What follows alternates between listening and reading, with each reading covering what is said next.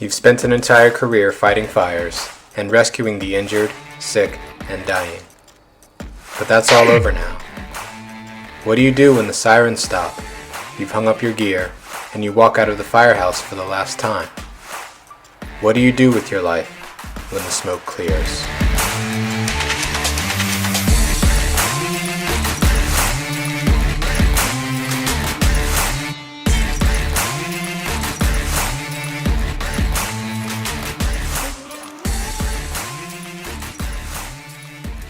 Welcome back to the When the Smoke Clears podcast. I'm Russell Miles. I'm here with Tony Ben Cosme.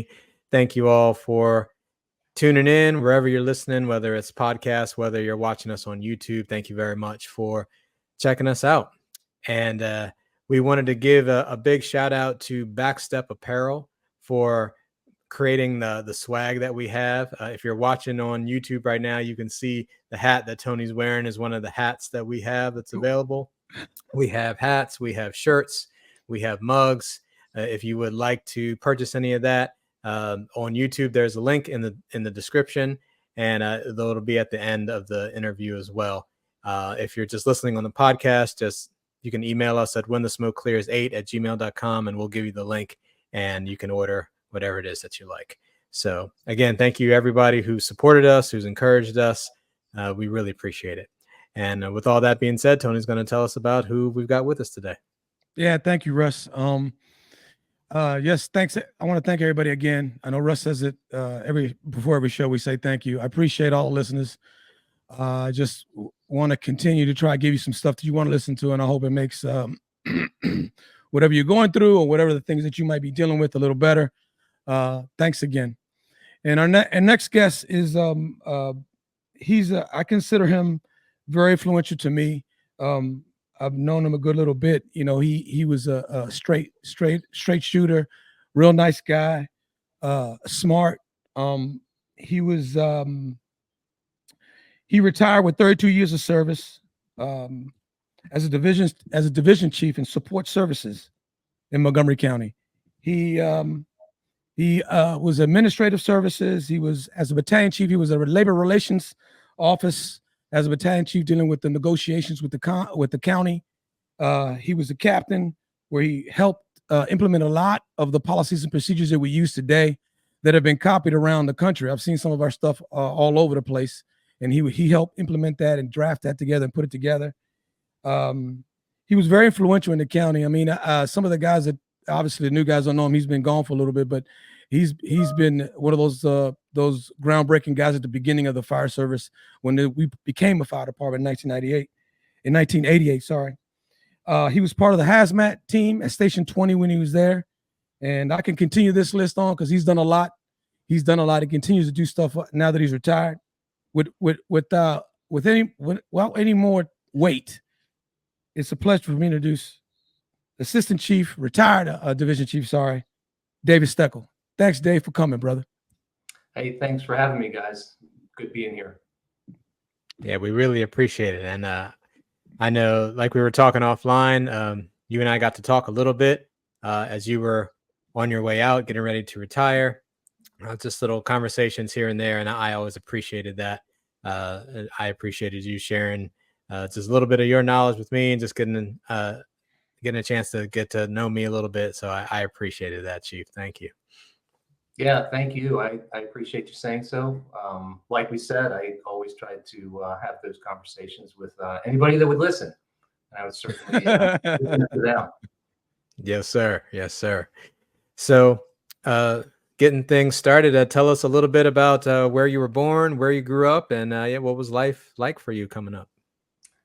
Okay, yeah, I grew up in a small village, Montgomery Village. Gettysburg, baby. Starting out, I was born in Wilmington, Delaware. My dad was in the military. He was teaching ROTC at the University of Delaware, and we were there for a couple of years. We moved to Fort Bragg after that, and then in '75, my parents divorced, and we moved to basically Gaithersburg. My mom grew up most of her life in Rockville. So we came back here, and yeah, so then we moved into Montgomery Village, and that's pretty much where I stayed until actually got hired and moved out after a couple of years. Okay.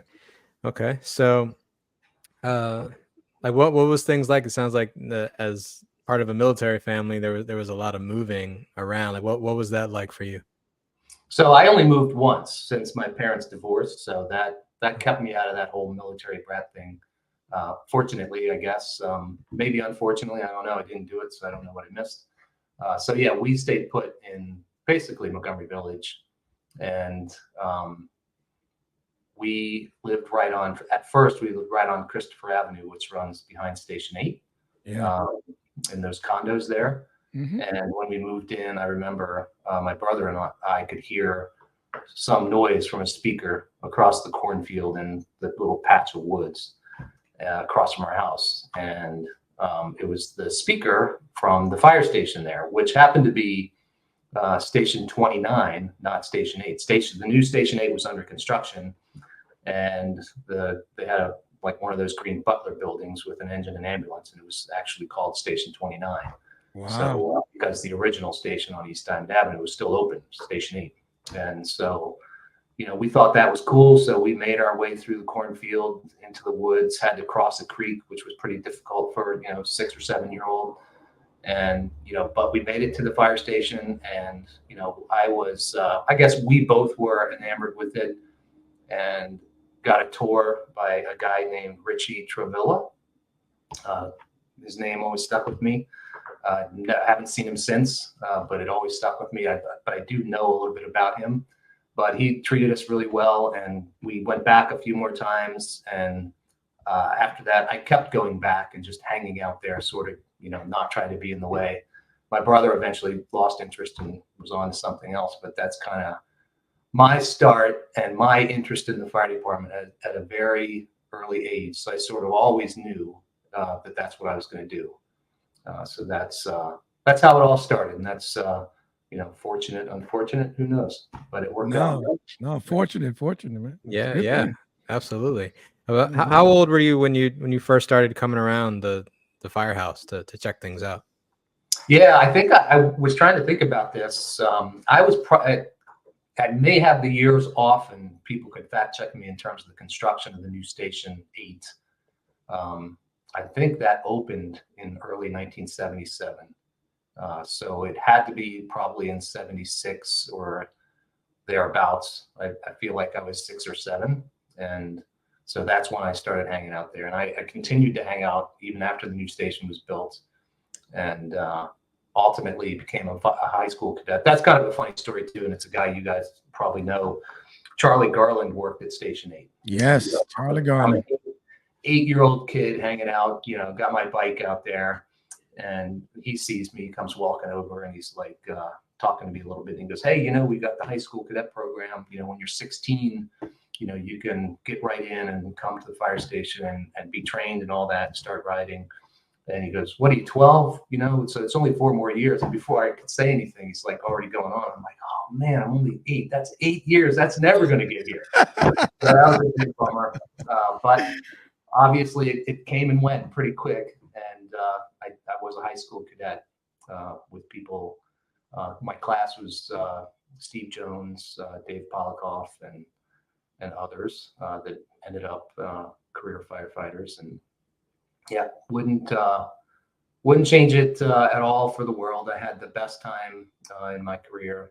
Loved going to work. I would have paid them to go to work, quite frankly, up until probably I got promoted to division chief, and that's how much I liked it. And I worked as much as I could, especially when I worked in the in the field.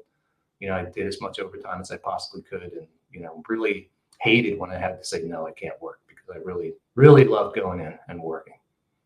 Yes, and we're going to hear all about all of those stories as we get a little further along in the interview. But tracking back to the cadet program, tell us a bit about that. So you finally get to 16 years old, you finally join the cadet program. You mentioned some of the names that were in there with you, but tell us about that experience for you. Yeah, it was. I had been waiting for it, like I just said, for 8 years, and had been kind of a fire buff in between, that program starting and that early, my early visits to the Station 8 and 29. Yeah, it was good. I fell right into it. I mean, I obviously, after waiting so long, I was really intent on completing it and doing well. And it was just a fun time. And being able to leave school early to go do that, I thought was fantastic.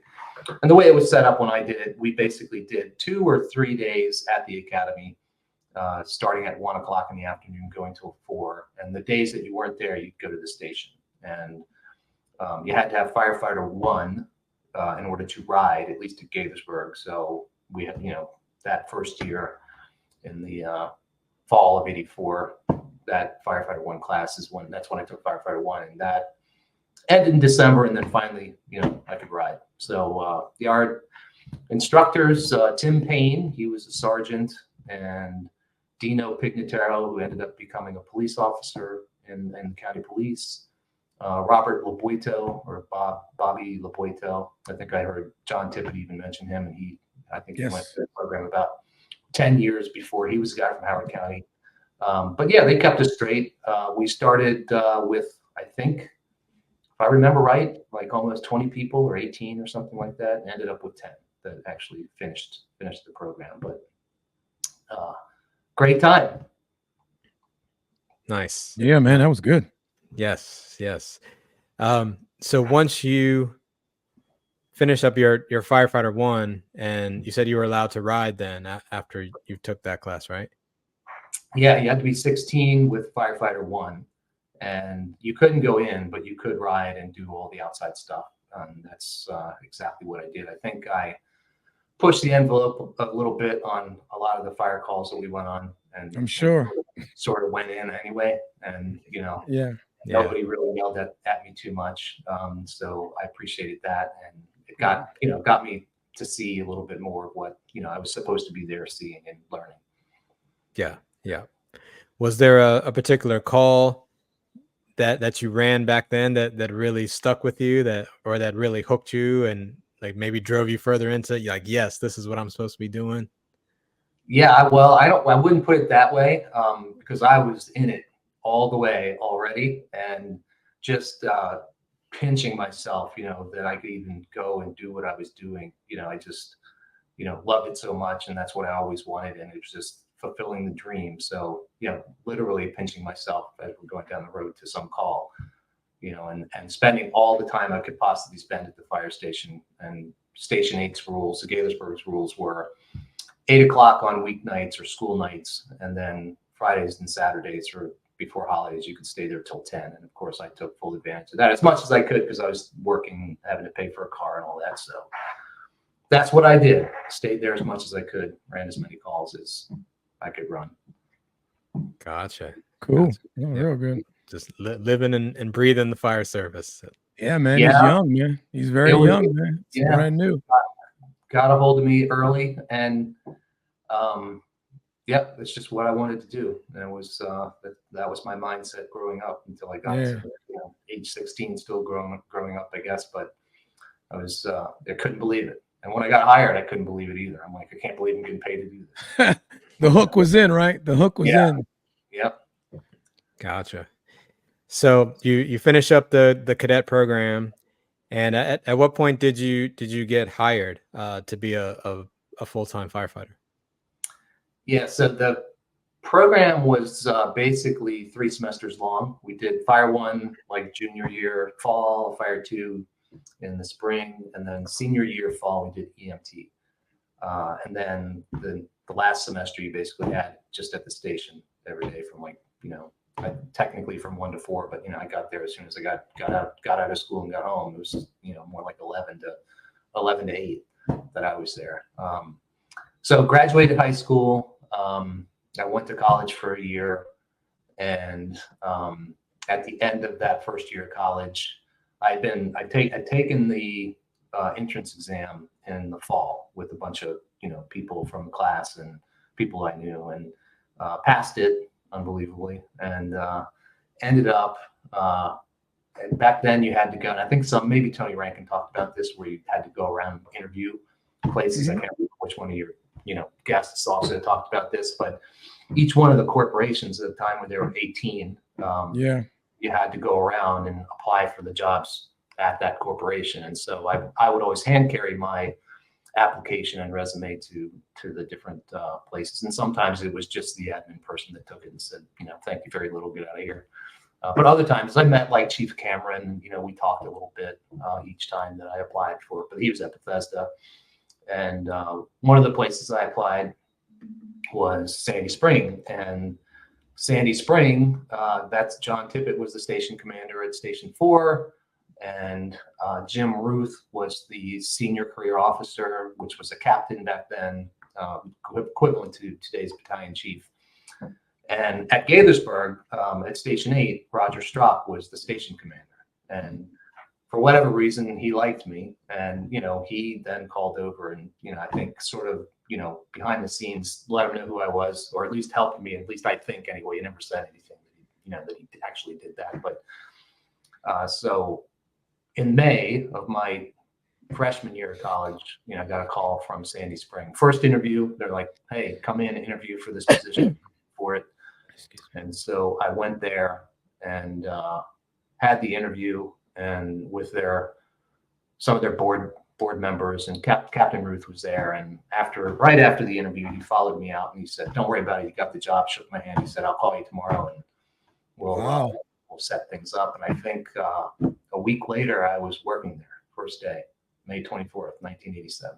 So you was at Station 8, right? I was volunteering at 8, and then I got hired at Sandy Spring. Sandy Spring, okay. Yeah. Right. Sorry if that wasn't clear, but that was, I guess I did 2 weeks a day work at 4, and I ran 2 calls in 2 weeks at Station 4. 2 calls in 2 weeks. That's rough. Well, that was one of the big challenges when I started, because I was at 8. I was used to all that. Busy station at that time, yeah. And I was used to all that activity, and I go to that to really, at the time, Sandy Spring was really the country, and having to make that adjustment. And it was really hot, like it is this year. That year was really hot in May, and just sitting there in the heat and running no calls. There was a lot to do, obviously, because I was brand new to that organization, and but a lot of people helped me there, and we had one call on Medic 49, they used to call it, and it was because it was a BLS call, and they wanted me to be the aide. And then we ran a box on Rescue Squad 4, which was this weird looking truck that you could only ride, there's 2 seats in the front and back step after that. So that was really weird to me too, because the commission had outlawed the back step riding unless your apparatus only had that area to ride in. So Sandy Spring had 2 engines, 2 Ford pumpers that only had back step for the crew. And so that was strange going to 4 and having to ride on the back step. Just even going out to get lunch, I thought that was pretty cool. It's like, look at me, I'm like 1950s fireman. So in 87, you said 87, right? 87, yeah. 87, you're riding a back step at Sandy Spring, because that's all they had coming out of the firehouse. Yeah, they had a Perch. The old Station 4, the roof was so low, and the doors were the old Station 4. Small. They had these Ford pumpers that were kind of low riders, and they fit into that space. They had a Perch that they had at 40, where I eventually ended up 2 weeks later. But it was out of service, and they were running the Ford there too. So it wasn't that long, but I definitely doing the back step. And I thought it was, a blast. I mean, so much fun. It was also weird at the same time. That is insane. That's funny. So you're there at Sandy, you're starting. So how does that work? Because there's no recruit class, because you already did all your stuff through your in high school years, through the cadet program. You did everything that you needed to do as far as EMT, Fire 1, Fire 2. So how did that work going to a corporation? Did they have a probationary packet? How did they make it work so you're officially now checked off as an employee of the department, or you did that automatically and it was an internal checkoff? How did that work? Yeah, so each corporation could set its own rules for, probation and stuff like that, but you got it right. Back then, if you already had firefighter 1, 2, and EMT, which were the basic classes you needed to be hired, you had them. And so that's how it worked. I had them. And so I was qualified to, apply for places and then also not have to go to any kind of training after that. Because it really wasn't, at that time, I don't think they had like they had in the 70s. They'd run recruit classes each year. By then, I don't think they were running those types of recruit classes. I used to see the pictures in the old academy. Right. Small. Yeah. Yeah, they didn't have them in the 80s. Not that I remember anyway, and I certainly didn't have to go to it anyway. I just got hired. There was also another mechanism, kind of if you were in the system already as a volunteer, you could be pre-selected for or put on the pre-select list is what they called it. And what you would do, you would take the physical agility test and the medical physical ahead of time. And you're just ready to go. Then all the corporations that are hiring, they can look at the pre-select list and it's like, we want somebody to start tomorrow or really fast. They don't have to go through the physical agility or the medical. Okay. I think there might have even been like a background component, but Chief Gaddis or Captain Gaddis at the time. Gaddis. He was at Station 8 as the senior career officer when I was during the time, I guess, I was doing those applications. And I was sitting in the watch office reading something one day, and he came up to me and says, "Hey, you want to be on the pre-select list?" I'm like, "I don't even know what that is. What is it?" And he goes, "This is," and he explained it. And I'm like, "Heck yeah, I want to be on that." So I got on it, and that certainly helped with getting hired too, because you'd already passed everything and had everything. Wow. So yeah. So how did you know? I mean, it's like bumping into people at the right time to get this information to put you on these lists and to be in the right place at the right time. Hang out at the fire station as much as possible. You end up bumping into people. All right. So you're done. You're at 4. You finish your first couple years there. What's the next move, and where do you go from there? So yeah, 4 to 42 weeks later, I ended up on a shift with Larry Lease was the sergeant. Bill Craddock was the newly minted title of Master Firefighter. Before that, it was Technician. And then Wayne Lewis was on that shift, Mike Wiseman. And during the day, Matt Keller was on day work at Station 40. And so I worked with those guys. And they certainly messed with me a little bit, being I was 18 years old and, probably most of them had already graduated high school by the time I was born. And, they had a lot to say about that. But they were good guys. They were not easy on me at all. They really put me through the ringer, and I appreciated that. And I sort of always approach things that, if they're messing with you and they're, making fun of you and, they've got you in your sights or their sights rather, they like you. If they don't like you, they're not going to pay any attention to you. So I was happy they were messing with me. Let's put it that way. Right. All right. So you leave there. You're there at was it you said 40 at this 40, point? 40. So how long did you stay at 40 before you decided to take promotional exams? So I was there. So 40 was interesting. Also, another just aging myself here. Georgia Avenue at the time was a 2-lane road in front of Station 40. Yeah. And so they were working on making it what it is today. Well, when I was there, when I first got there, but it was still under construction and it was just 2 lanes, like the old country road, all the way down to Norbeck Road. But anyway, yeah, I was there for, from 87 basically until I want to say October of 89. And I wanted to spend more time on fire apparatus. So I'd become an engine driver because in that time frame, the county had taken over and there was a mass exodus of people. 88. Like driving and officers and such. And so as soon as I got checked out to drive, I was 20 and I was driving the engine and I was getting detailed all over the place to drive the engine. A lot of times down to Station 5 during the day to drive, and then I'd go back to 40 at night. But yeah, that was one of the harder thing to deal with. I mean, back then, the technician or the, what they called master at that time, and still do obviously, but they see me show up, Station 1, because I'm the only driver around to drive engine 11. And they would look at me, they look at my serving since thing, and it's like, shake their head and say, "You didn't drive as a kid." And I looked young, I think, too, at the time. I was like 20 and driving. So yeah, anyway, that was really under the microscope, and have to prove yourself and all that. Right. You don't mess up.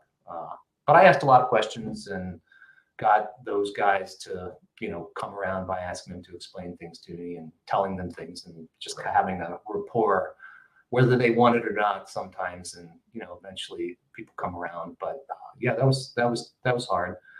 So anyway, I went to 19 and transferred to 19. I was really trying to go to Bethesda, but they didn't have any openings, and so I was like, 19's good. We got an engine and truck. Silver Spring, yeah. Steve Downtown Silver Spring, yeah. Downtown Silver Spring. So yeah, went down there, and as it turns out, they had a few too many people on that shift. So every single day, somebody was going to Station 1, and so to do what? To ride ambulance 18. And so that's what I did most of the time. I was assigned to 19. More of it was spent at Station 1. And back then, oddly enough, because of the rules with the corporations, and just it was a brand new switch to the county. Yeah. You were checked out as an engine driver and could be detailed wherever to drive an engine, any station in the county. But because I moved to Silver Spring, I had not passed their driver training program. So I couldn't drive at Silver Spring. Yeah, their check off. Yeah. Which Mike Love, who was down there, he's station commander at 16 at the time, I think, running the driver training program. He's like, don't. I was like, that's crazy. He goes, don't worry about it. We'll work it out. Take you out, and we'll test you out. And he did, and that was really good. So odd though, but that's the stuff that growing pains type. That was still going on even when I got hired at 92, well into when I got checked off to drive in 95. I would go to different places. Well, you can't drive that engine because you're not checked off on that engine.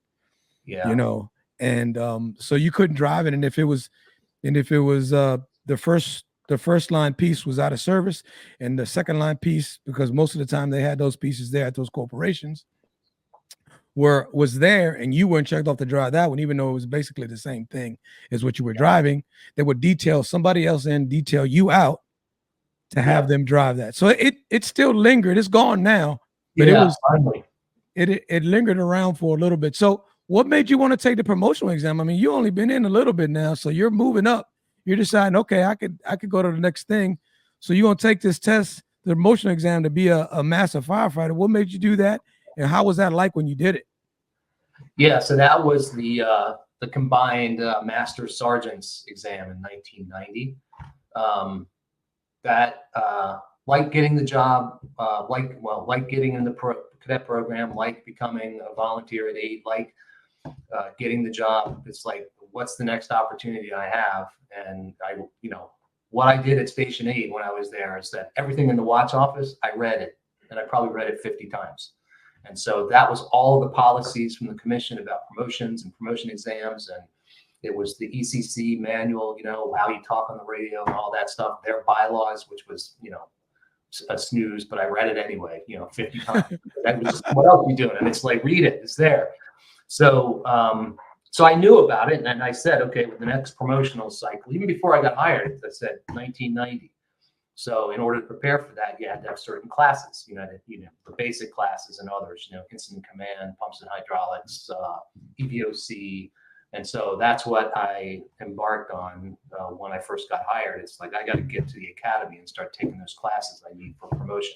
I sort of wanted to go back to college, but I said, no, I got to get these classes for promotion. And it took me 2 years, I guess, to get all that done. And started, I think it was in the spring, the sergeant's test and master test. And the way it worked back then, I think it probably still does today. It's like the written portion, the multiple choice. Yes, it is. Is the qualifier, the top 30% or whatever go on to the top 45 now, but yeah, signed up for the sergeant or lieutenant. And so it's the same way. So I took both. I did pretty well on the written, not as well as I wanted to, but the assessment center, I got the top score. And so that's kind of when people started noticing, and I felt like, where before I was kind of walking around in obscurity, it was like and stuff like that. So, Who's this guy? yeah.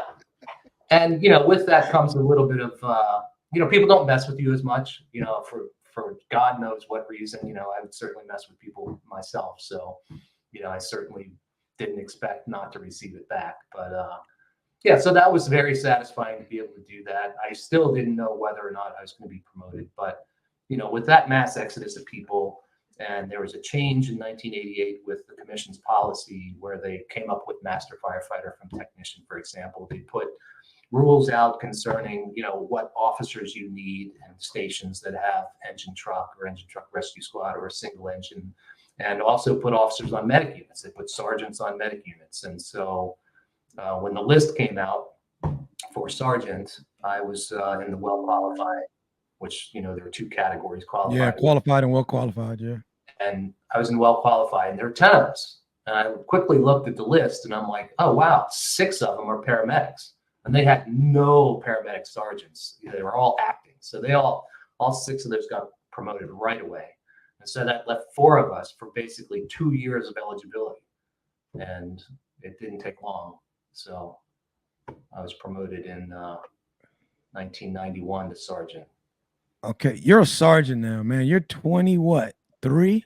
I just turned 23.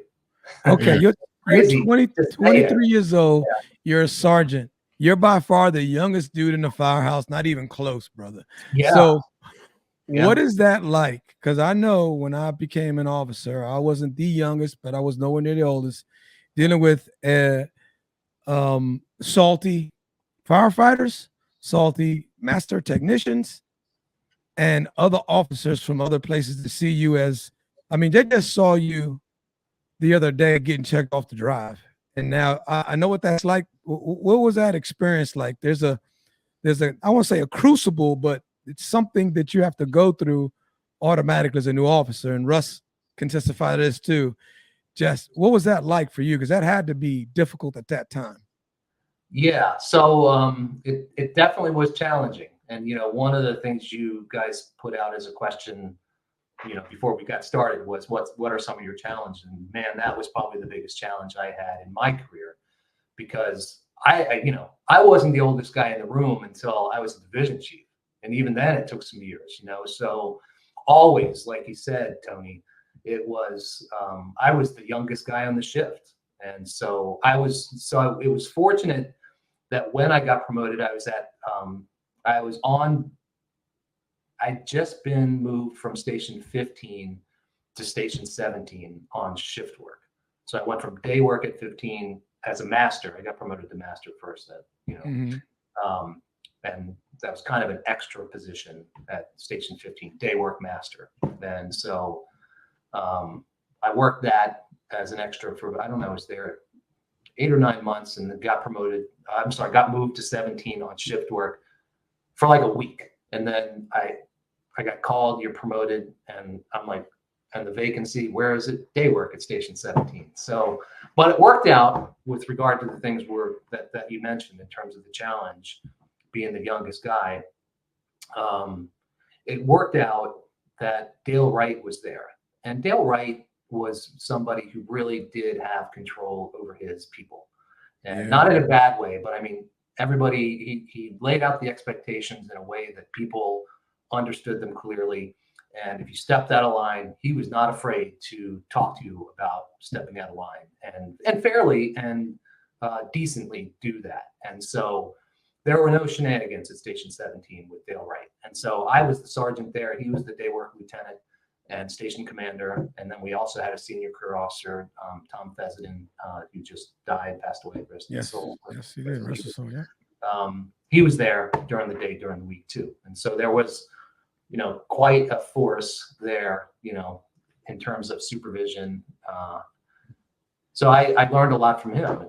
But at the same time, I would go on to make silly mistakes like we all do, and not do things properly, or put up with too much, and or not hold people accountable when I should have, and things of that nature. But yeah, having everybody older than me, I mean, almost literally when I showed up to, not only as a lieutenant, but also as a captain later, was a big challenge. In fact, there was a time where we had a couple of people, one of them had to go because there were too many people at the station.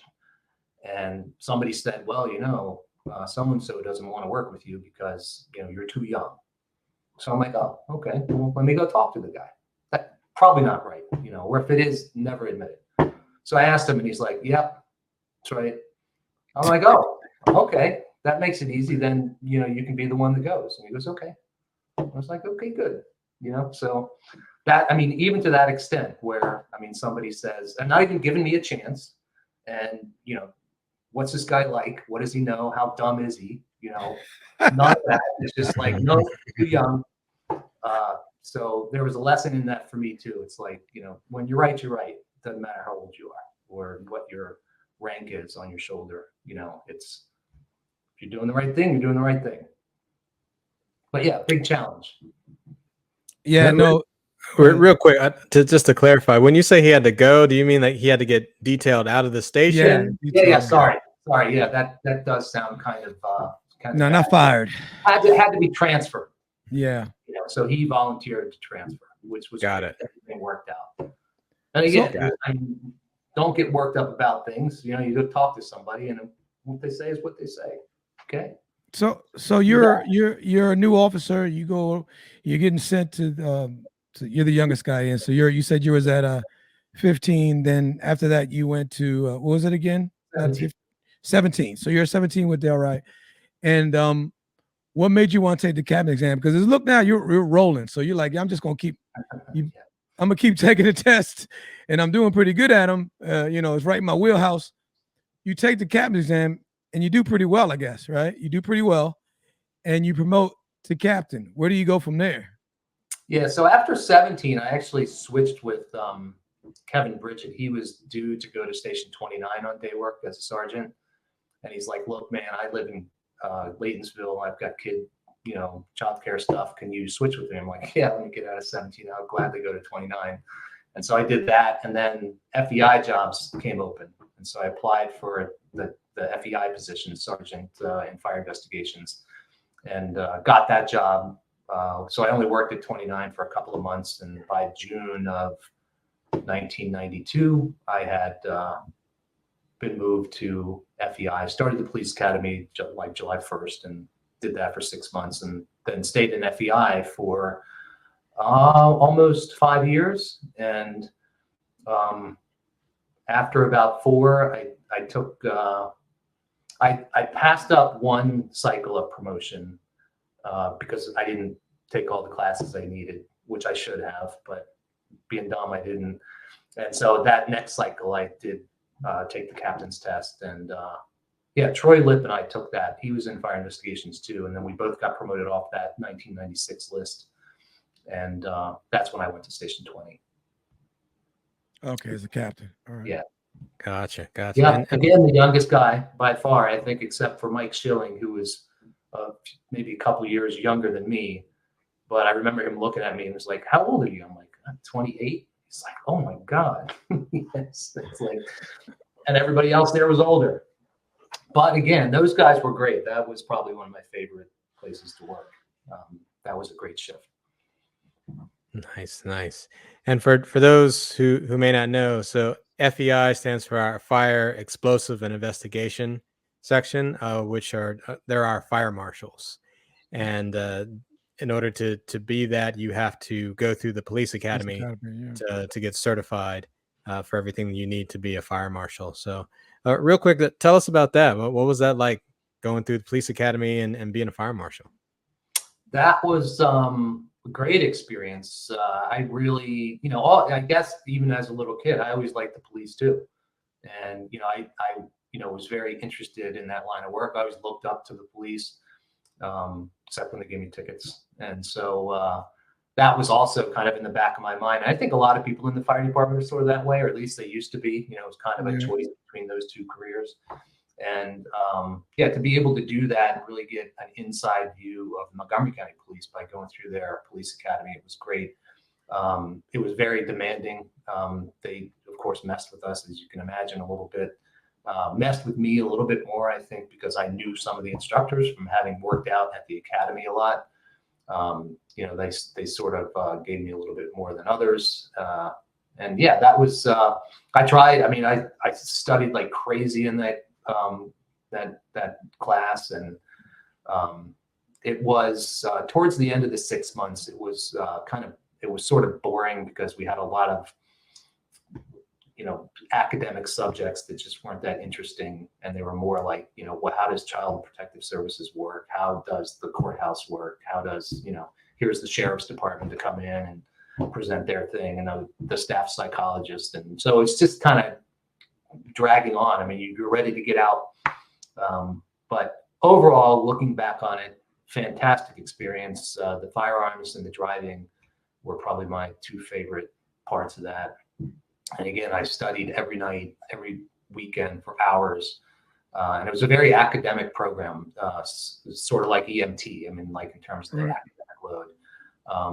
And finished well. And there was an opportunity to switch over to the police. And well, I'm glad I didn't. Let's put it that way. Smart move. Yeah, glad I didn't. And, it was...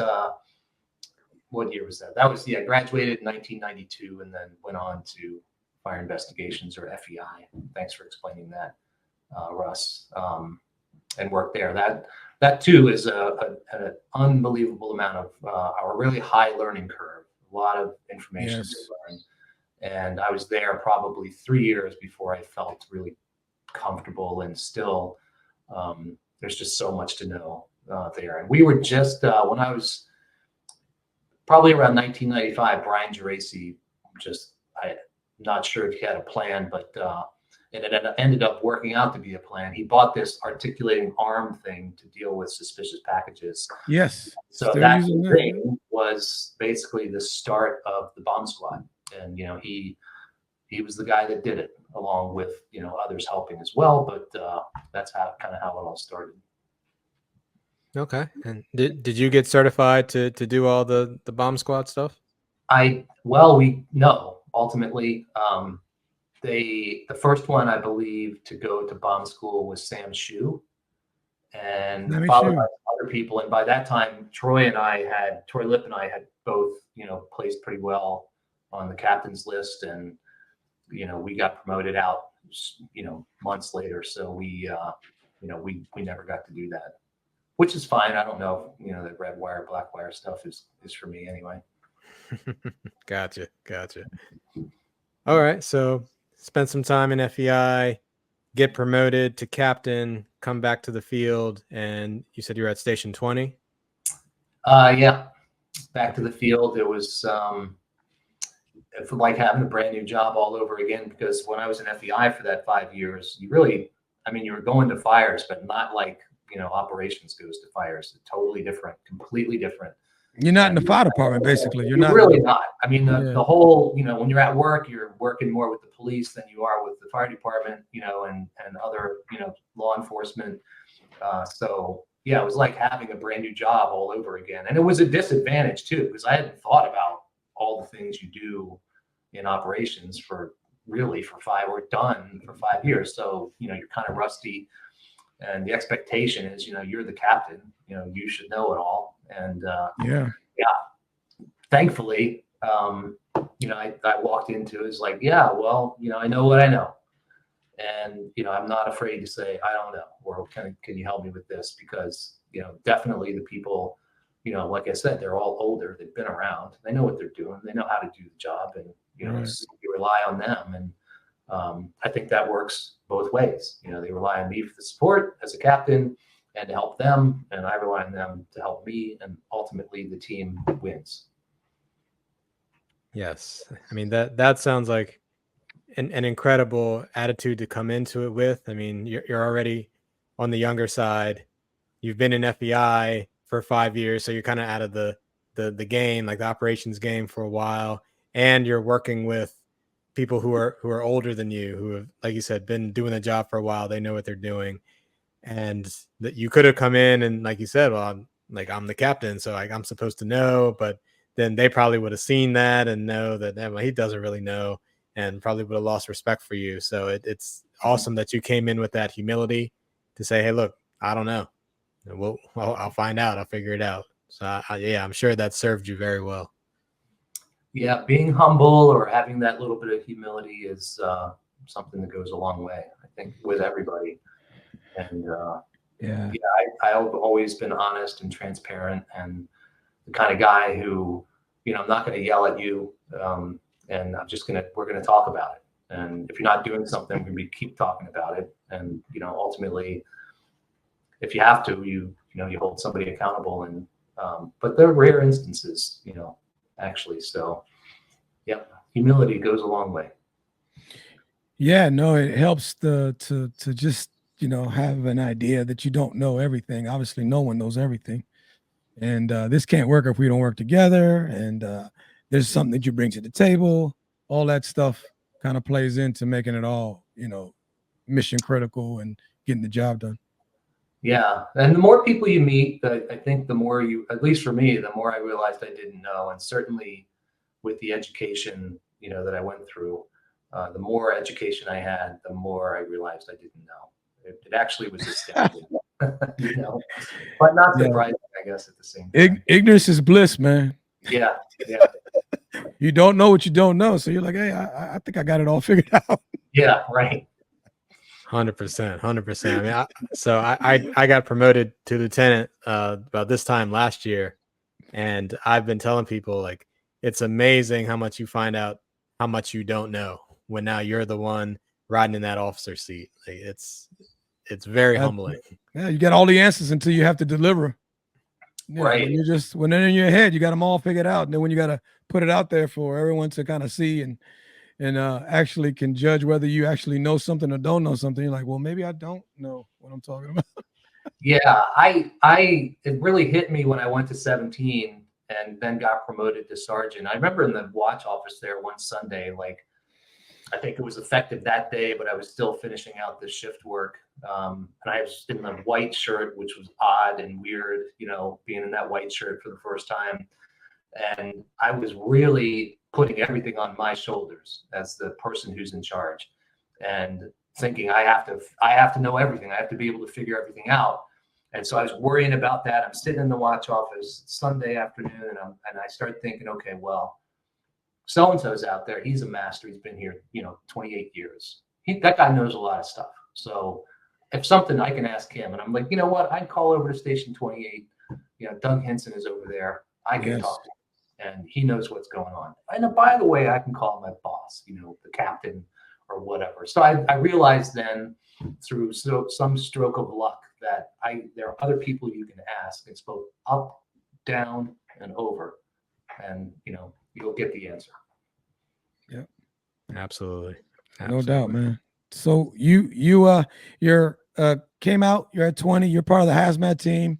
How long were you a captain before you decided to take the battalion chief's test?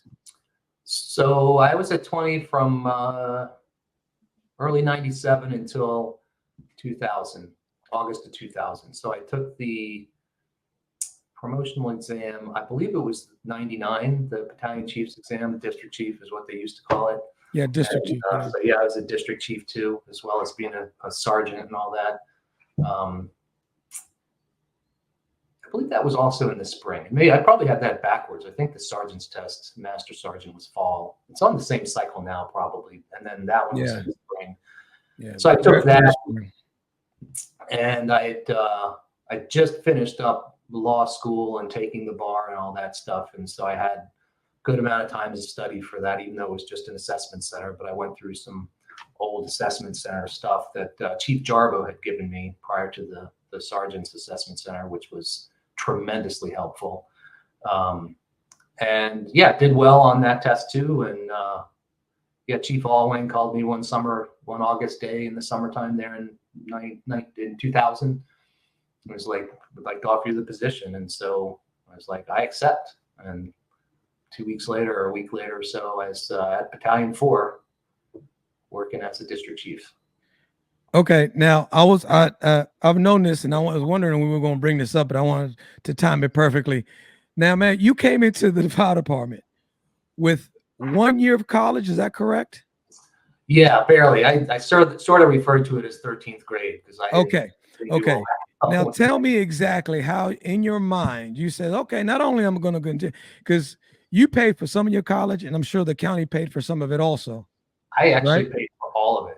You paid for Back all then, of it. when I was going through, either it was my fault or just by the time I got to making the request for tuition reimbursement, Yeah. all the money was gone. So, and it would only, looking at it, the amount you would get, it would only pay for books. But college was not nearly as expensive then as it is now. So, like my law school, the first year, and this was 1995, it cost $6,000. That was the tuition. And so I was out of there, the whole law school paid for with only out of pocket like 30 grand over the course of 4 years. So an undergraduate was even cheaper. Right. So you decided, what made you want to go to, you're finishing school, and you just said earlier that the court stuff was kind of boring. So what made you want to not only finish school, which is cool because you want to promote up? That was probably the main reason why you thought, okay, maybe I should go to school because you need a certain amount of college credits to promote up. What clicked in your mind to say, not only do I get enough credits, because all you need is 90 credits. I'm sure it hasn't changed. It hadn't changed, but that's what you needed back then. 90 credits to be an assistant chief. And if you want to be the fire chief of the department, you had your 4-year degree and maybe a master's degree, but you're still, man, you're barely 30, and you're deciding to go to do this. One, where'd you get the time? I mean, that's a lot. And then decide that you wanted to go to a 4-year, finish that, and then prep for law school, take the JTAP, score high enough on the JTAP, apply for law school, and then go to law school. Yeah. So when I was watching Tony Rankin's episode on your podcast, it made me remember that I met him at Station 8. He was there. That was my volunteer year right after the cadet program at Station 8, if I remember right. And I liked him. I got to know him. He was a good guy. And I subsequently got hired, and I was at Lake Forest Mall one day after I got hired, like in 1988, and I saw Tony walking through the mall. All of a sudden, I hear this radio go off, and so he was working as a store detective for Sears. And I'm like, oh, that's pretty cool. And so I started putting in for jobs. I put in for Sears. They said, get out of here, you're terrible. So then I ended up working for Woodward and Lothrop at Wheaton Plaza, which is an old department store. Yes, Wheaton no Plaza. longer around. And so Woody's, as it was called, hired me, and I worked there from 88 to 92 as a store detective, arresting shoplifters and going to court and testifying in court. And I really liked the court experience. And so when we went over the court stuff in the police academy, it was boring because I already knew all of it, and they didn't. Okay. It's like, I know all this. Let me go outside and run around or something, so I'm not bored to death. But anyway, so I like that court stuff, and everything sort of evolved over time. I always wanted to get my undergraduate degree, which, after I'd taken all the classes to become a sergeant, I then went back to school, and then I ended up in the police academy. I couldn't go to college during that time because the police academy was too much. And I remember after police academy graduation in December 92 and 93, it was time to sign up for college classes. And I had been going like 2 classes a semester. And so I signed up for 2, and I'm looking at it, and I'm like, let me map this out. How long is it going to take me? So I did. And it's like, I won't be done until 2080. It's going to take too long. 2 classes. So at that point, I doubled down and took a full load, 12 credits per semester and summers, and I finished in 2 years undergraduate. And then, with having testified in court and gone through that, and just some of the exposure I had in the police academy and FEI to the law and all that stuff, and also going to court for that and dealing with that whole, law enforcement framework, made me really interested in, what the law was. And so I really wanted to know what the rules were. And so I started thinking about law school while I was still an undergraduate. And so, yeah, I took the LSAT and did well enough to get in. And then so I got in, and I really liked law. It was really, really hard, but I really liked it because of the stuff that you learned. And I guess for me, the best, or the way that I've explained it before, is that the law touches all aspects of life. And so when you learn about the law, you're learning about all these different aspects of life, and sometimes stuff you didn't even know existed. So I thought that was pretty cool. And then, the mastery of subjects in the law was also appealing to me, where you could become an expert on things. And so I like that. And so that's how, kind of in my mind, and I actually went into law school thinking I was going to quit the fire department. Right. And I had, this vision of myself, working in DC, some law firm or whatever. But there were a couple of things that happened going through law school that kind of changed my mind on that. First thing that happened was I worked for a judge in Howard County Circuit Court, Dennis Sweeney, over the course of the summer, and a fellowship, we called it, in law school. And he treated me like his law clerk, which is a position that a newly minted lawyer takes out of law school. They work with a judge, and it's a clerk. And they help them with the case. They help them write opinions and memorandum decisions and orders and things like that. And Howard County Circuit Court is in Ellicott City, and it's, like an 1840s stone building that has a basement. And I was down in this basement in a room, tiny little room, sitting there all day long, no window, nobody to talk to, working on zoning cases. And so I started rethinking the whole idea of, quitting the fire department. It was funny too, when he interviewed me for that position, he's like looking at my resume. He's like, "What? You're a captain in the fire department? What are you doing this for? What, are you crazy?" And so it was that whole kind of disposition. And I had that again too, when I passed the bar. You have to go through an admission process and it's with private attorneys that work for the bar commission. And this dude was in Westminster, and it was the same thing. He's like, "I'm looking at your stuff, and it's like, you're captain in the fire department. Why do you want to do?" It's like, "I have to make $1 million to just pay for this building and my employees each year before I take a cent out of my practice." And he's like, "What are you doing?" I'm like, "Well, and I go through my little spiel, and but you walk away from that thinking that, these people who are doing it, a judge and a successful attorney, are telling you, you got it pretty damn good in the fire department, and you're doing it pretty damn good because you're a captain." And so that sort of planted the second seed. And I was like, well, maybe I'll hang on and see, like, maybe I'll practice part-time, keep my job at Station 20. But by then, I'd been at 20 for 4 years, and it was like too much routine, not enough, different diversity of calls. It was always, after, chasing, the person that fell out of bed, or chest pains or whatever, first responder type stuff. And that was just like, push button and then repeat, push button and repeat. So I was like, no, I got to do something different. If I don't go and practice law, maybe I'll go transfer to the academy or something. But then of course I got promoted, so that changed everything. But that also changed my outlook towards the fire department, insofar as what I concentrate on is concerned. And so I felt that accepting a battalion chief position, you really had to be all in to the fire department. You couldn't do something on the side that's competing with your job in the fire department. And especially when I got pulled up to headquarters by Lowell Jackson. And I was like, there's no way that I could ever practice law on the side. Not now that I'm on day work, but even before that, I was like, no. So I made the decision that I love the fire department, and made the decision I'm going to be all in. So when did you take the bar? That was July of 1999. Okay. And you find out in Maryland back then, anyway, you found out in November whether or not you passed. And right. Somehow I pulled that off, and that was that. Man, that was practice law until now, I guess, and I'm really not fully practicing law now.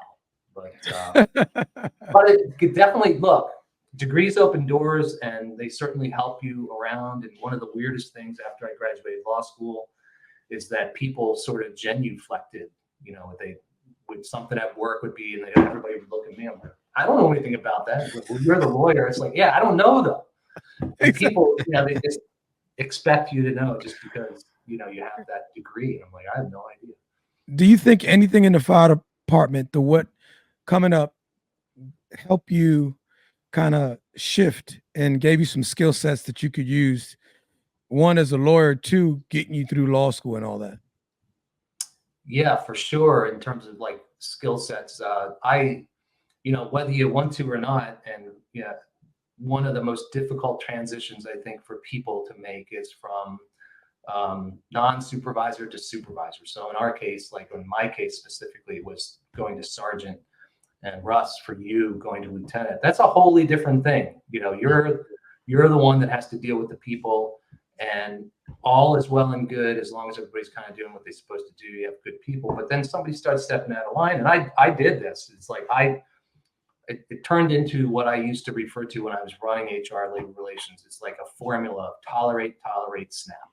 So you're, as a supervisor, tolerating this bad behavior, and because you don't want to have that confrontation, that negative, you know, conversation with the employee, because it's just uncomfortable. And that's normal. Most people, I think, are that way. And I certainly was. And so look the other way. They'll get better. You know, you're making excuses for the person.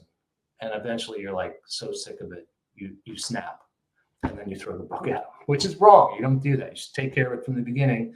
But of course, I learned that the hard way. And, you know, that certainly is not something, you know, that those kind of people problems.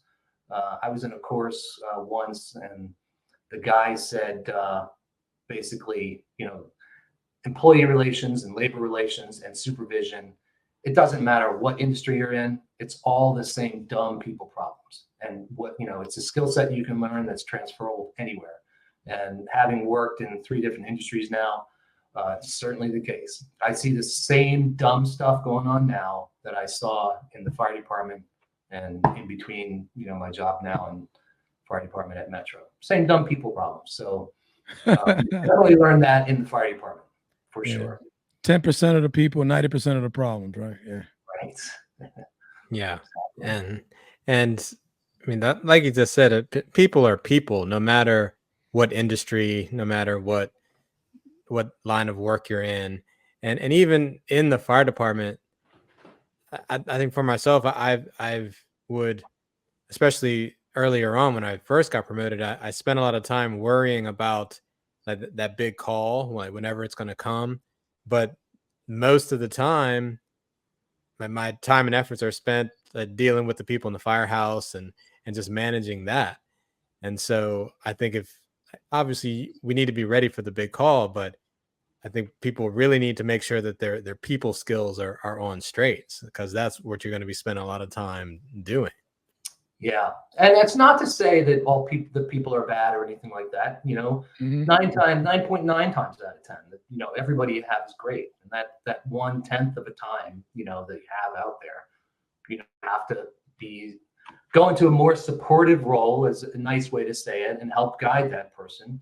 And sometimes, look, it doesn't work out. There are those instances that, you know, you just have to part ways, but that's so few and far between. Doesn't happen that much. Most people want to do the right thing. It's just they're not hearing it from you. They're not hearing it from the boss, right? That, you know, here's what you need to do, because right now you're not doing it. So, and most people that hear that, they're like, yeah, I'm going to do it. Yes. Absolutely. That's good stuff, man. Mm-hmm. So how long did you spend as a battalion chief? I was a battalion chief from August 2000 to April 2003. Okay. Yeah. So 3-ish years. 3 years. Yeah. About 8 months in the field at Battalion 4. And then it was in, I guess, probably April of 2001, I was in EMT refresher with Lowell Jackson and Roger Strzok. And the first break, you know, and they knew what my story was with law school and all that, because I was finished by then. And Lowell Jackson comes up to me in the hallway, and he's like, Tom Carr is getting promoted to assistant chief and he's vacating that labor relations job. And we'd really like to have you on the 12th floor. And I'm like, oh, let me think about it. Because I was on shift work then. And I was like, I don't know if I want to go on day work. But ultimately I said yes, and we worked it out. And so starting that May of 2003, I was up there, 12th floor, which was our old headquarters of the executive office building, working as the labor relations officer. And did that until promotion to assistant chief in 2003. Okay. And what was most of your time spent doing as the labor relations officer? All the stuff we were just talking about, like helping people with that kind of stuff, dealing with their employees. It wasn't quite as formal as when I was an assistant chief of administrative services, but I was heavily involved in hiring, promotional exams, all things having to do with, the care and feeding of employees, the disciplinary process, that was out of that office, stuff like that. So probably leaving some stuff off. Oh, yeah, labor negotiations too with the IEFF. We were on the opposite side of the table from them during negotiations. That was kind of the role of that position. And so that's basically and policy making, but still we had a policy writing arm there. And I'd done some of that as a captain too, on overtime, basically going up to the 12th floor from Station 20, working on policies for Chief Strzok. Okay. So with your time spent writing policies and working on policies, what's something about the policy making process that us in the field really don't understand or we don't quite get? Right. Yeah, I think I'll go one a little bit better. I think nobody understands how hard it is to write policies, because you really have to have all of the leadership of the fire department, at least the chief and the division chiefs, involved. I mean, not just, okay, yeah, it looks good. No, like to have a good policy, they really have to have hands-on, really engaged with that process in order to make it work. Because, as an example, my last role as a support services chief, I sort of knew, generally in the department what was, going on, but I didn't understand all of the things that, we're writing policy, how they would impact operations. The people in operations really would need to say what that looked like, because I just wasn't in the right chair to make that call. And same thing with the other division chiefs and vice versa. So that, I think, is it is a very difficult process, because, it's a policy. You really have to get it right. It's got to be, number one, written correctly, grammatically and everything. And it really has to be studied in terms of its impact. If we pass this, what's it, is it really going to do what we intended to do? And what are the unintended things that it might do? And how do we not have that happen? So that it's a difficult process. And I think that's why you don't see that many of them coming out. It's easier to write a fire chief's general order than it is a whole policy. And so you see more of those than you do policy changes. Wow. Gotcha. Yeah. It's really exciting. I mean, that's just kidding. It's a tedious process and nobody likes it. And that's also one of the challenges, in my opinion, that in terms of getting those policies written. Some people are good at it. Some people not so good. So you're battalion chief, labor relations, you help write policies, you did all that. And now there's another test and you can be an assistant chief, right? That's basically kind of, it's not a written exam per se, and that's more like an interview per se. An assessment center. Yeah, okay. All right. So what was that like? And what made you settle in on, okay, I'm not going to stop right here. I'm going to keep going. Cause you got your law degree, you're barred attorney, you got some years in now. What makes you want to keep going to that next level? Yeah, again, it's that old ambition, I guess, and the drive that I had. I never wanted to be the chief. Even at an early age, I didn't, but I did want to move up as high as I could go other than that. And so with the assistant chief job, That was in 2003. You had Bill 3603, which had just been passed, which was the county fire chief bill. Yes, one fire chief. Yeah.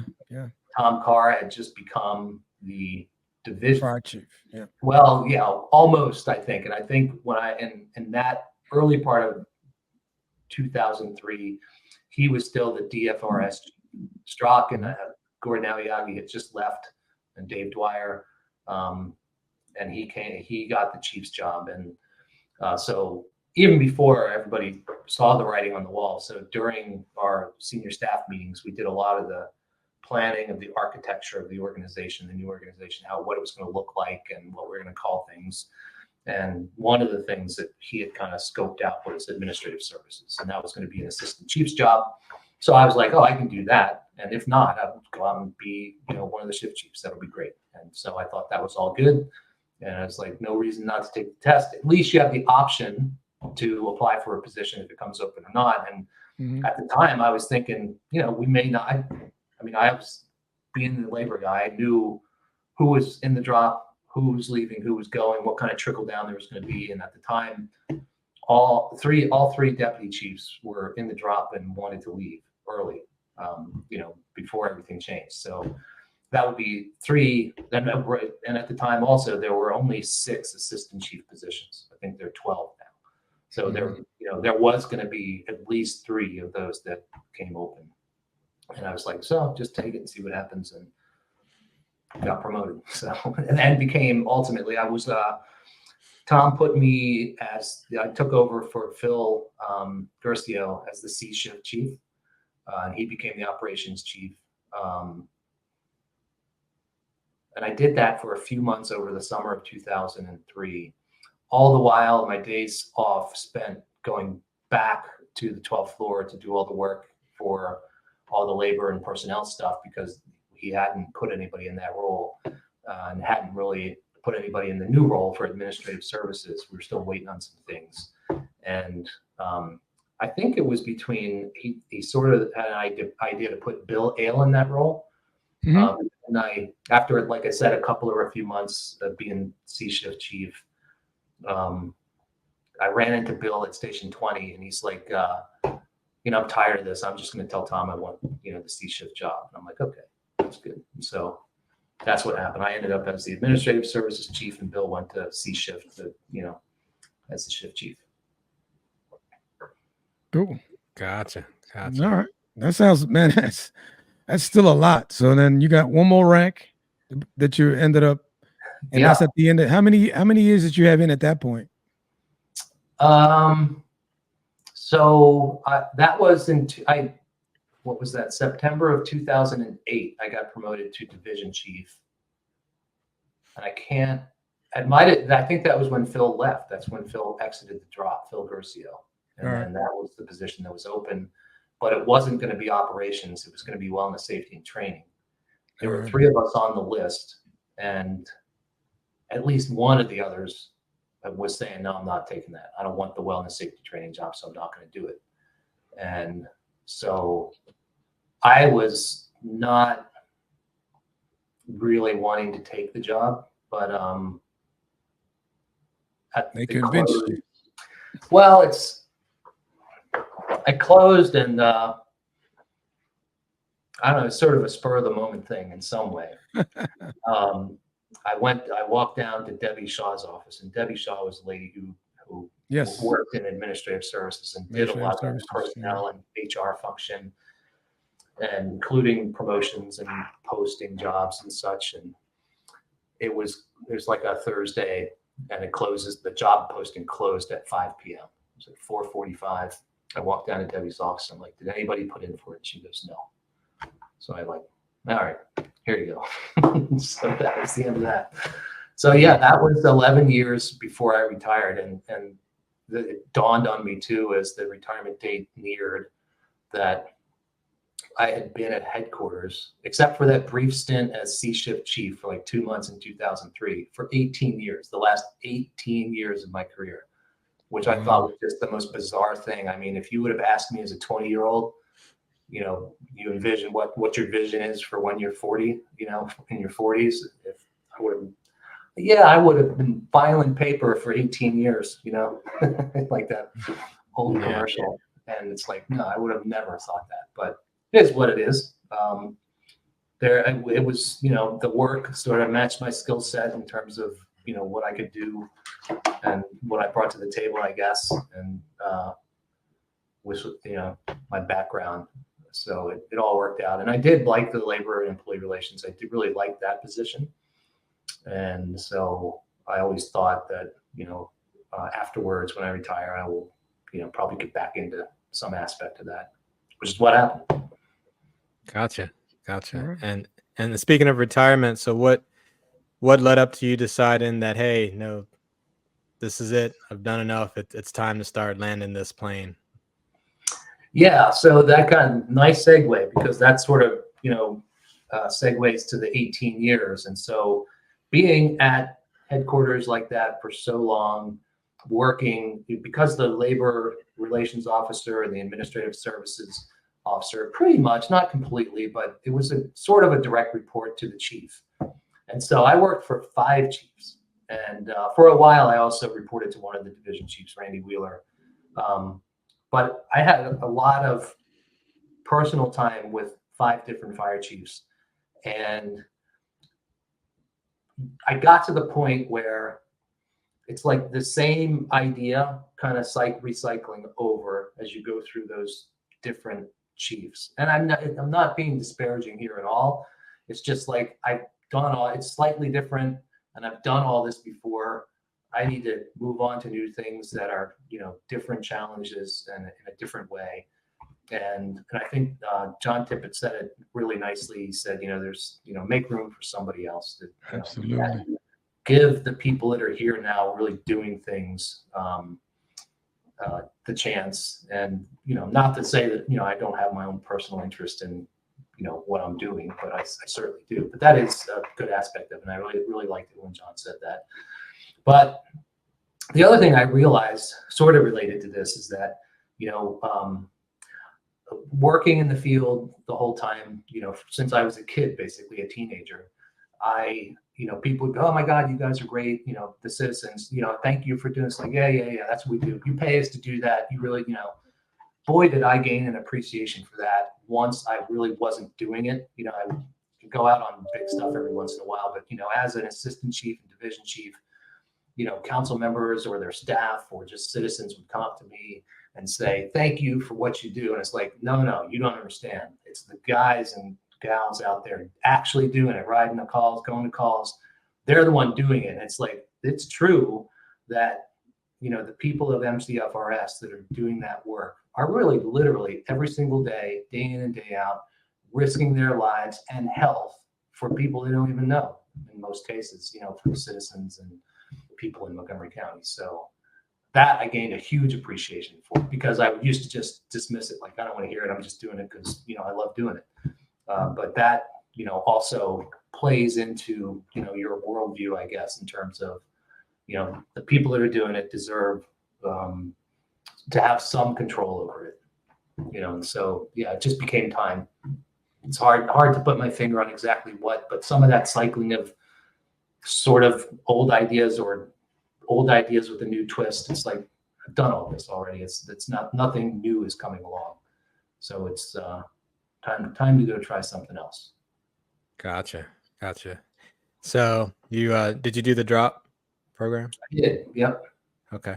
So do the drop, and the time comes, and it's time to hang up all of your stuff and step away. So how did it feel, like that first day after retirement? How did it feel knowing that, hey, my fire department career is behind me? Yeah, it was weird, to say the least. I mean, definitely different. And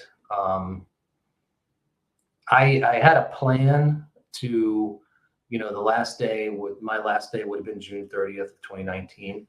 And was my last day. And I had the plan that I was going to go, to the retirement lunch and then straight to the airport and fly off somewhere and take a 2-week vacation. And I had put a lot of actually effort into figuring out where we're going to go and talking to my wife and all that. But the past caught up with me, and I years before I had broken my ankle playing hockey, and it never got better. And so I'd been to multiple doctors, and it still had a lot of pain. And in January of 2019, I went to finally an ankle specialist at Georgetown. And he's basically, you have a hole in your tibia in your ankle, and it's pretty fragile. It might, the whole thing might collapse. So we're going to have to pack bone from the top of your tibia into that and put some stem cells on it, seal it all up and fix that. And you'll have about at least 12 weeks on crutches, Wow. And I'm like, okay, well, can I wait until July? And he goes, well, no, this is a little bit more emergent. It is brittle and your whole ankle could collapse and shatter. And so I'm like, I don't believe you. So I went to another guy and he just told me the exact same thing. And he's like, you need to have the surgery within a month. If not, you're really risking it. So I ended up having that. And so I sat around at home for a few months before my actual end date. And so my plan was shattered too, not my ankle, but thankfully. And yeah, so I was home, not going to work, but I still had all the stuff, and I still was, on the emails and everything, and I was still connected. But yeah, leaving was weird. And you guys know Tony Coleman, he was on your show too. And Tony and I, he retired 6 months before, or exited the drop 6 months before me. And we had worked together a bunch. And yeah, it was funny. He mentioned the fire when he was a kid right down the street from his house. I was on that fire. I was riding the line on engine 401. It was great. I was on Rolling Acres Way. I think he was talking about the same fire that kind of got him hooked into the whole, fire service idea. But anyway, we were going to lunch on Wednesdays at Matchbox on Rockville Pike, Wednesdays. And we've been doing that for a couple of months. And it's probably like in mid-July, towards the end of July, I remember turning out of the parking lot after having lunch with Tony. It's like, I remember looking down at my dashboard, and it's like 1:15 on Wednesday. And I'm like, what the hell are you going to do for the rest of the week? So I need to start putting resumes out, and, it all worked out. So. Gotcha. So you realize that you're out. When did it I guess that was when it hit you that that time. And just different weird moments. I remember going to the store just to get lunch one day, and it's like, wow, it's really weird. I don't have anything to do. I can do anything. Time is no longer an issue. The timeline is not a problem. I can be anywhere as long as I want. I don't have to be anywhere. So yeah, that was a weird thing. It was strange, but it was also at the same time very anticlimactic. It wasn't, I was planning on something a little bit more special in terms of the trip I wanted to take and all that, but wasn't able to do that. Yeah. But worked with great people over the years. Definitely some really smart people in MCFRS. Was always happy to meet, people like Russ who were coming up, and, their stars starting to shine. And you, of course, Tony, and so many people taking advantage of the opportunities. It's always really good to see that. Yeah, no, you had a long career. If you look back and you're looking at yourself, the young version of yourself, as you're getting into the academy, what would you tell that young version of yourself just starting the job? What would you say? What would be exactly? Go ahead. If I thought about it, I'd probably some things I would change. But like I said earlier, I absolutely loved going to work. Until 2008, when I was promoted to division chief, and I think I liked it. I definitely liked it. I just didn't. I didn't have that mentality anymore. For what reason? Because I did like being a division chief. I did like the work, but to me, it wasn't as fun as before. And, I loved it up until that time, and I would have paid them to let me go to work, I think. As crazy as that is. Gotcha. So, and what are you doing now? Now that you've been retired for a little bit, what are you doing? Yeah, so 5 years, a little over 5 years I've been retired. I put in after that whole event with Tony Lunch, I put in for 3 different jobs, one at Capital One Bank, one with United Airlines, and one with Metro. And so Metro called me up a couple of weeks later, and they're like, "Hey, we're interested. Come talk to us." And so I got hired there, doing labor relations, and they were very busy. It's a hotbed of labor relations there, but it was a lot of fun. And spent about 3 years there, working with the rail maintenance side of the house, and good organization, great people there. I had a really good boss there too, and he retired, and we had a new boss come in briefly. He left, but then when a few months went by, he called me up. Basically, he's like, let me tell you about Essentia Health. And I'm like, Essential what? And he says, no L, it's Essentia Health.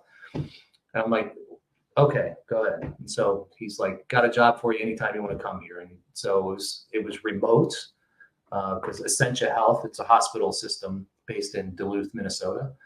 And Metro was going to more in-office stuff. And I've been doing that a bit, but I got used to working from home. It's a lot more productive, and you can there's a lot more freedom to it at the same time. And so I switched. He recruited me to come there, and switched that because mostly the remote thing. I do go there about once a month. I think in the last year I've been there 15 times. It's also a labor relations job, and I represent management in their handling of the Steelworkers Union. And so there are steelworkers up there that represent the hospital, some of the hospital people. And when we negotiate their contracts, we tend to do them in person. And so when that comes up, that's why I travel to Duluth. Gotcha. Okay. Gotcha. You still live in the area, right? You still live in Maryland? Yep. Great. 20s area. 20s area. Fantastic. Wonderful. Well, I mean, looking at the arc of your introduction to the fire service and the passion you had for it, and having a great many years doing that, and then getting to go back to school and get higher education and using that to develop policy and do labor relations, everything. I mean, you've definitely had a full career. No doubt. Yeah. And, MCFRS allows anyone to do that. Yes. And I'm very grateful, and I did have a great time, and certainly did lots of different things in the fire department, for sure. Yes. So now when you wake up and you look at yourself in the mirror, what do you tell that guy that's looking back at you? Yeah. Usually it's like, get to the gym, which is what I do when I wake up. I get coffee and I go to the gym, or I also do play hockey in the morning sometimes at Cabin John. So I see Bill Kang there. So that's always fun and good exercise. Nice. Well, good, man. Good. I just tell you, man, you had a positive impact on a lot of people you don't know.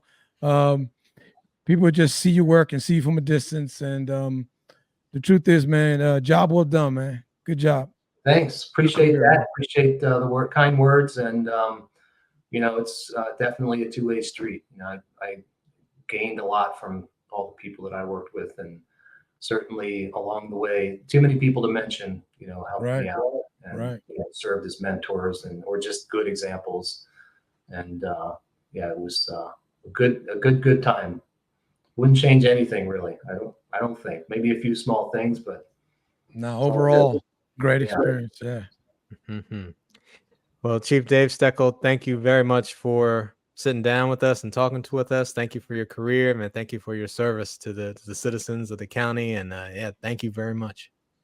Yeah, thank you guys for having me. And Russ, it's great to see you again. And same with you, Tony. I did see you more recently, I think, than I've seen Russ, but it's always great to see you guys. Yes, brother. Thank you again. Thanks for sharing your story with the community, and I appreciate you. It's been my pleasure. Thanks. And one last thing. If people want to get in touch with you, how could they best get in touch with you? Email David C, as in Charlie, Steckel @gmail.com. Gotcha. Well, thank you, Dave Steckel, for sitting down and talking with us, man. Thank you. Thanks Appreciate again, it. Billy. Yep. Take care. Thanks for listening to the When the Smoke Clears podcast. If you want to get in touch with us, you can find us on Instagram, Facebook, TikTok, and YouTube. Just search for the When the Smoke Clears podcast. Or you can email us at whenthesmokeclears8@gmail.com. That's whenthesmokeclears and the number 8 @gmail.com.